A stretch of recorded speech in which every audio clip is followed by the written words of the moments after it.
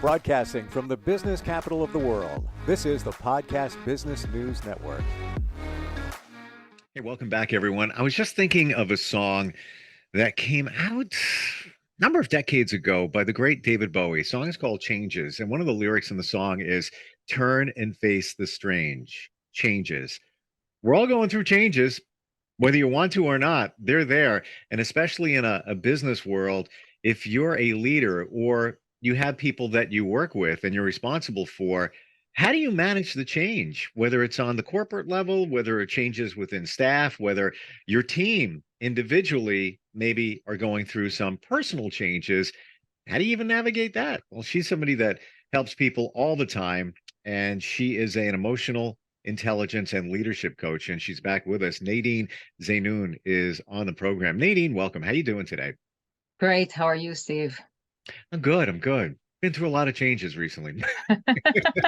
Same here. Yeah. And why does it seem like now or in the last year or two, whatever, that there's more changes here and going on? Do you think it's part of COVID that kind of stirred things up?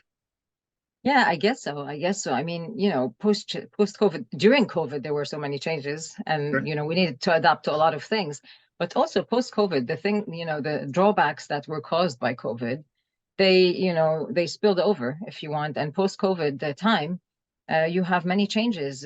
Some people don't want to go back to the time before COVID, and some people do want to go to the times before COVID. So there's Hmm. people are looking at it in different ways. But yes, absolutely, COVID has caused a lot of change in the world. I also think it's that people realized, whether it's professionally, personally, that they had time to think and they had Mhm. time to think of a different way. Yeah, And yeah, maybe that was imposed from COVID. For example, it could be business wise, where people are saying, wait a minute, I can work from home. That's what I'm going to do. And then make a change. Maybe the business makes a change, even personally. You know, I, yeah, I got to be next to this person 24/7 now because of COVID. And the change comes potentially all different ways. But it is challenging if you're managing an organization and you have to you have to manage the change, I guess, navigate through it, right? yeah, absolutely. It's a difficult challenge, and there's no way you're going to run away from change because it's inevitable. It's going to happen, Yeah. and you just need to find the best way of managing that because from statistics, and different studies, they show different percentages, but in general almost half of the changes that happen in organizations are failures. So they end up in a failure.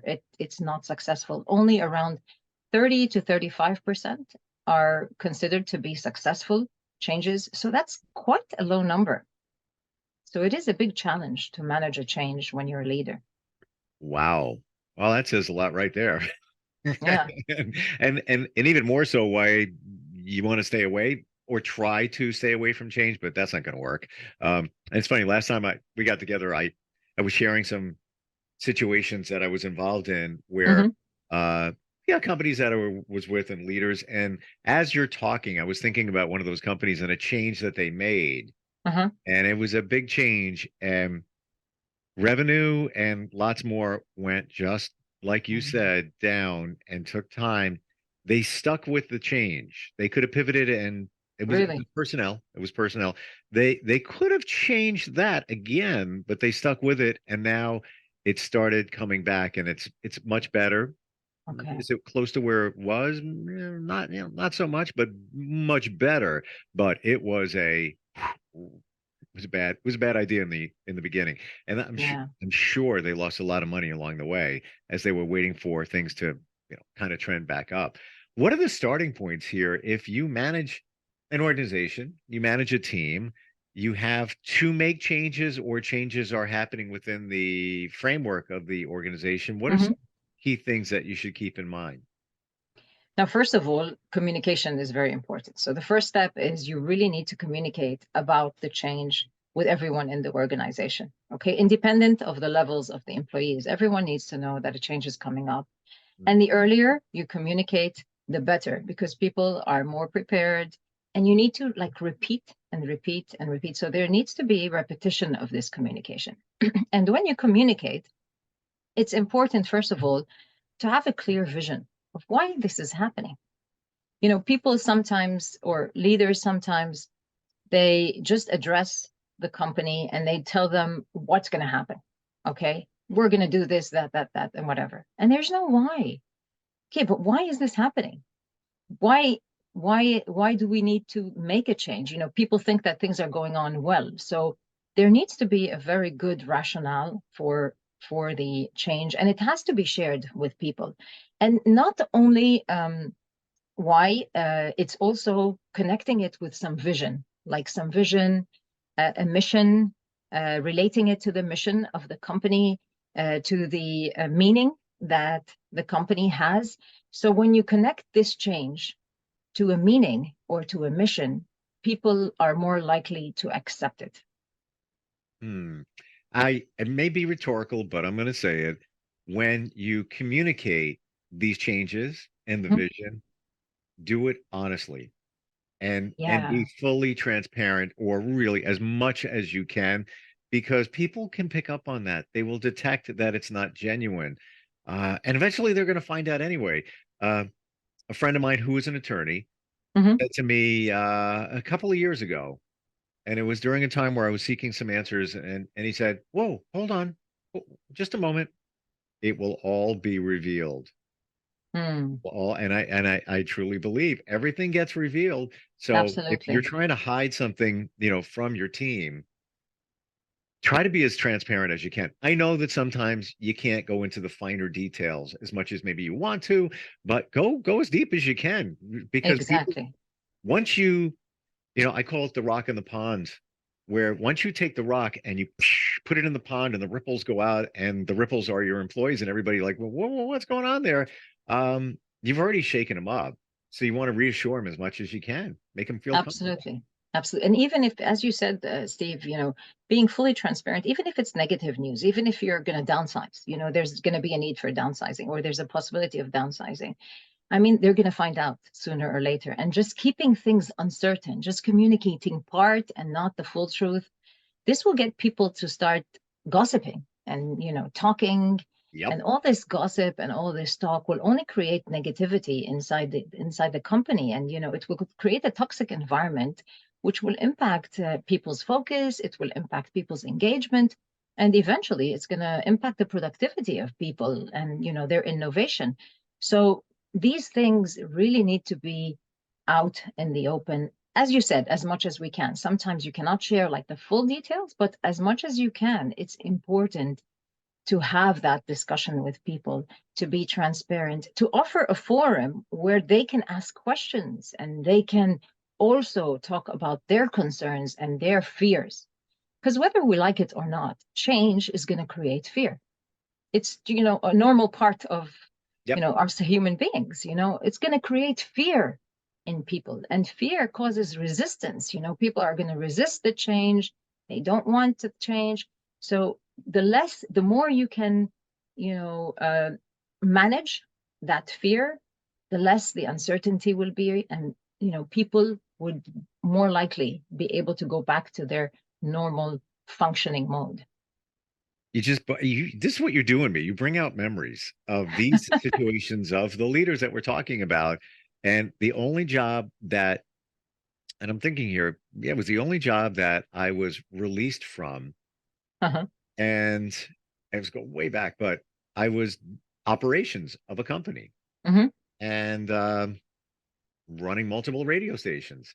And, they had some financial issues here and there, but it seemed like it was okay. And I said to the owner, we would talk occasionally, and he would say to me, if anything doesn't look good or things are going to change, I will let you know. I said, just let me know. I don't care what it is. Just give me a heads up that something, is challenging here, and Yeah. maybe would change in my world. You have my honor, my word. And Did I it happen? I'll never forget. It was November morning. I woke up on a Saturday and got an email where he told Oh, me, yeah, that I ah, was leaving. yeah, that must have Just been really difficult. it was, and yeah, always go with your gut. So my gut was that they're probably financially not doing that great at that time. He has since sold the company, and one of the stations up for sale again. Um, but it was more of the dishonesty that he Yeah. didn't hold true to his word. Yeah. And if he just called me up and said, just giving you a heads up, in the near future, we might have to make some changes, even if he knew he was going to have to make some changes and just tip me off that it was coming, that's what he said he would do. Always hold Yeah. true to your word. That's Absolutely. So yeah, there was a break in trust. So you lost the trust with this person. a hundred So percent. Yeah. yeah, And I don't absolutely. know if I'll ever work with him or run, in the same circles. I haven't heard about him in years. Maybe there's a reason why. I don't know. But just how do you do that in an email? Come on, really? Like it Yeah, was just like an I email. remember it was like 7:30 in the morning. I'm like, did I just read what I thought I read? Let me read that again.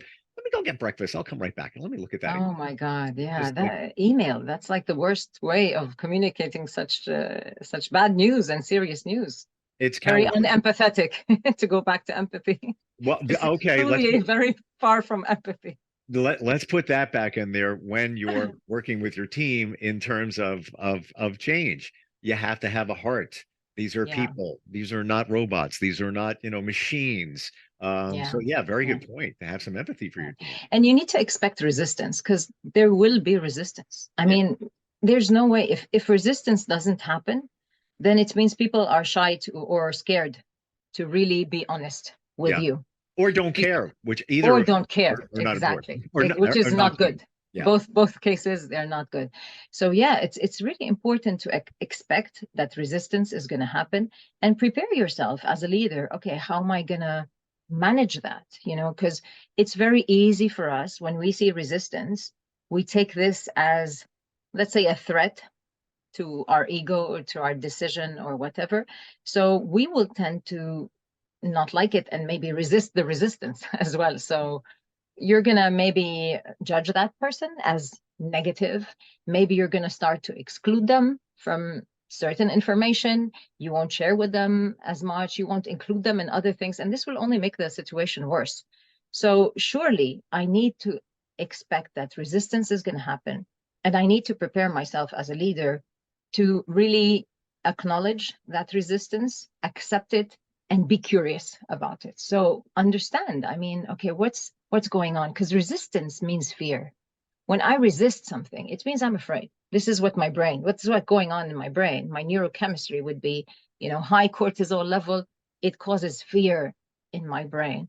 So when I am resisting, I'm in fear. And I have to, as a leader, I have to understand that and try to connect with them and listen to them and see, okay, what's making them afraid? They may be afraid, because they might lose their job or their position.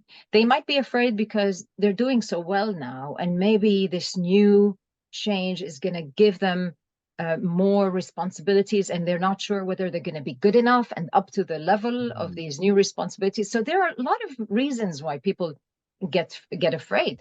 So when I understand that, I can help them through it. I can give them trainings, maybe I can prepare them, and this is something that's very important in change, in times of change. If you're like making a digital transformation and people need to know how to, they need new skills, you need to train them on these skills, and this needs to happen during the phase when you're launching that change so that they feel comfortable and they don't feel afraid of the new skills that they might or might not have.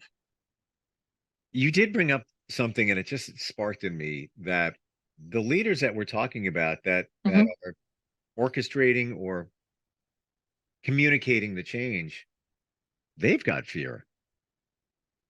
Maybe Yeah, we forget that sometimes that they have yeah, fear. We put yeah, them on a pedestal, they've got it all together, whether they're doing the right thing or not.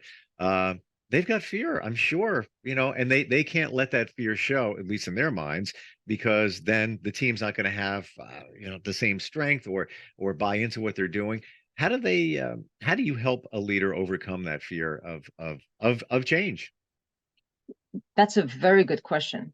And that's really true. I mean, let's be realistic. Any change brings on fear in the person who's even making the change. So here there's a double fear. There's a fear of how people are going to react and whether the organization are going to really buy into this change. And there's another fear of whether this is the right decision, because there's always an uncertainty of whether, this is the right decision to make. And this is where, when we're coaching a leader on such a thing, it's very important to go to process this fear and understand where is it coming from? Why is that fear there? And when they process that out loud and they understand what's behind that fear, they will really know whether the fear is just maybe they're worried about the people, and then they can take action on that respect. So, okay, if you're worried about the people, how can you show these people that you care about them and that you're worried about them, and what can you do to address that? So then they would have an action plan there. On the other hand, if we discover that the fear is actually because the risk they're taking is not justified, then maybe they can address that as well. So it depends where the fear is coming from. How do you work with them? Let's say somebody, is a leader and you work on all different levels. We're just focusing on change today. Sure. And how does that process work? Now, it starts before the change has been decided. So during the brainstorming process. And so if we're working with a team, which is very important at this stage, because a change shouldn't come from one person. I mean, it should be something that comes after, discussion, especially if it's a major change like you're changing the culture of the organization, or, you're restructuring the whole organization. It shouldn't be one person making that decision. So it starts by coaching the team on this decision and making, clarifying what is it they want, what they want to achieve from it. Is it necessary? What happens if they don't make the change, etc. And going through that brainstorming process. And then it happens one-on-one with the person who is leading the change, for them to feel comfortable and confident about, because they also have fears, as we said. So we go through that process of clarifying, knowing where the fear is coming from and trying to address that, so that we move it aside, so the leader will feel more confident of making this change, because this is very essential. You need to show people that you're confident, but not that you're a robot. You can share with them that you had some fears along the way, and be very transparent about that. That's okay. I mean, it's okay, because you're human, and this only shows them that you're human and you're connected with their fear as well. But at the end, you need to be confident when you stand up there in front of them, and this is where we coach on, is being more confident of that decision. And if they're not confident of the decision, well, it's never too late to make a change or tweak. As you said, the company you were with, they made a change, and their results went downhill. It's never too late to make a change and to make an adjustment. On the contrary, when you make a change, there's a step after implementing the change, which is always, check what's going on and see and measure, the results, so that if you're not getting the results you want, maybe you need to tweak it a bit, or maybe you need to change it a bit. But of course, giving it enough time for the effect or the impact to show. What was that number, Nadine, that you gave before, where change can often result in failure? What was that number again? Some research says around 50%, some research says 70%. So it depends on, how they look at it, but it's 50 to 70%, which is a big number. Even 50, half of the time change doesn't happen. It doesn't work out. What if you're a leader, corporate says, we need to make this change. You don't agree with that change. You have to echo that to your staff and team. What do you do? How do you do it? That's a great question. And it's not an easy situation for somebody to be in. But surely, if you're not bought in on the change, you need to use your courage and speak up. So it's very important to speak up. I mean, not resist it, but at least try to understand what made them think that way. Voice out your concerns, voice out your fears, voice out your worries, because that's all information that is important for, the management to take into consideration. Because if you're not bought in, as we said before, if you're not confident of the the change of the Sure. decision, then this is going to cascade down. People around you are going to feel it, they're going to sense it, and they're going to unconsciously take advantage of it. So it's not going to work. And I Mm, think this is where a lot of times change goes wrong. It happens only at the upper level. No one is involved on lower levels. And then the buy-in, they don't get the buy-in. And if people don't, buy into this and they don't implement the change will not result in good, the results that you want. It will not give you the results that you want.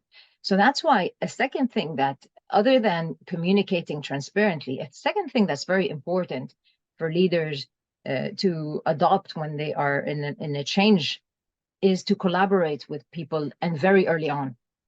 So include people in that change, involve them, prepare them, tell them that there needs to be a change, show them, what would happen to them, to the company, to the organization, to the mission if the change doesn't happen. Okay, so that they feel, the pain that the company is going through, and then they would want to make a change, but they can contribute. And many times, when you listen to people, they have amazing ideas and they can create, they can innovate a lot. And maybe sometimes this input that they give you, you wouldn't need to downsize. You would probably come up with some brilliant idea just by listening to the people. So the change comes, if you want, from down up rather than from up down. would you say that if you know a change is coming, Mhm. right? That you should start talking with your team, every player. They don't know that you know that something is happening, something is changing. Should Mhm. you start the process of having them buy into it or understanding it, just slowly working your way into that? I, Personally, I think I would do it. Personally. Now, of course, when you're in a company, you can't do things all on your own. You have to abide by, the strategy of the company. Sure. But I would surely try to, let's say I'm a middle manager and, I have senior managers above me. I would try to convince them that if we really want to have a change, let's try to share this with, the employees and hear them out and hear what they have to say about this and start the process there, because really they're very resourceful. Employees are very resourceful. They're the people in contact with the clients, the customers, Yeah. any They're the front stakeholder. line. They're in the Yeah, they're trenches. the front line. They're in the front line. So they know better than management what's really going on and what works and what doesn't work. Mm, And hearing them out is very important for the company, because many times these people give you innovative ideas, and these people, they come up with things that you would never even imagine as a leader. I agree. Yeah, they give you a fresh perspective that Yeah. and you need to listen to them. And I do agree with you as well that if you have some information as a leader that there could be some changes, it's not that you're not being upfront with them. You just haven't told them yet, but you might be grooming them for the changes. Let's say it's a different system. We're going to switch over here and we're going to do this. And what do you think about that? Let's say you're changing a certain platform, whatever it might be, CRM, whatever, and you want to get their feedback on it. So it's almost as if it's like strength in numbers. You're Yeah. getting them behind you. But I really think it's a tough situation when upper management is, Don't want that. and you're in the middle. So you can't go against what upper management says, but you need to show the confidence to everybody else that you're on board. So now you're kind of stuck in the middle with this whole Yeah. situation. Yeah, absolutely. Absolutely. And that's why it's very important not to be afraid of speaking up to upper management, and really, in a very respectful way. You're not going to make any problems or resist anything, Sure. but really in a very professional, very respectful way. Just Hmm. really be honest about what you're feeling and what's going on in you regarding this certain decision. Yeah. So question, we have a couple of minutes left. Somebody works with you Hmm. and they've gone through, whatever program it is, what a number of sessions. Now you fast forward to 6 months later, and Hmm. this happens. Let's say you're the leader, upper management, owners say, we're going to make a change, and you're like not on board, and you're not really sure how to handle it. can they reach back to you and get your Sure. input and assistance? Of course, of course. And many times this is what happens. It's, they go back and forth. So we finish a program, and then, they're doing really well, they're happy, etc., and they're really thriving. But a lot of times we're faced with new challenges. Even us as coaches, we're faced with new challenges. You need to go back. It's important to go back to your coach and discuss that with them, because even as coaches, we need our coaches as well. I have a coach. Everyone has a coach. Each one of us has a coach, because we always need to touch base with someone when we're facing something new, because we're humans after all. And we don't have all the answers. And it's nice knowing that you have that Nadine safety net floating out there. Thank you. That you can reach back and just say, this just happened. What do you think I should say? Or even if it's something as simple or not, where I don't know how to word this email and tell my team what's going on. How do I navigate that? You're there. You can they got you as an ally for of course. Yeah. That's my role, to support them in any way that's possible. How do we start the process? What's your website, by the way? www.nadinezeinoun.com. So as it's written here, NADINEZEINOUN.com. And on my website, there's a place where they can book a call. And of course, it's complimentary, and I would love to support them in any way possible. Fantastic. I love your honesty. I love, even before we were talking, I threw one question to you and you just said, you know what I would do? This is what I would do. And you're being, you're being honest, that's, and it's based on years of experience coaching and helping people. So change is here to stay. It's not going anywhere anytime fast. Yeah. Absolutely. Nadine, great talking with you. I appreciate it. Same here. Thank you, Steve. Have a wonderful week. You too. We'll be right back.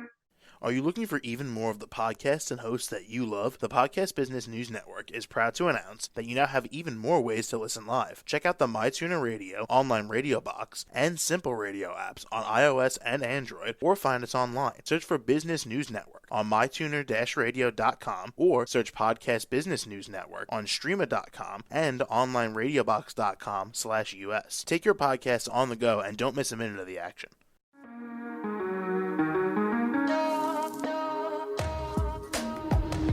Broadcasting from the business capital of the world, this is the Podcast Business News Network.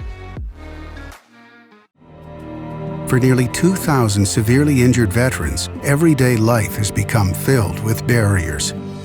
Day-to-day simple tasks can become pretty daunting. I have to carry my chair up 2 flights of steps or have somebody do it for me. What scares me the most is just the falling.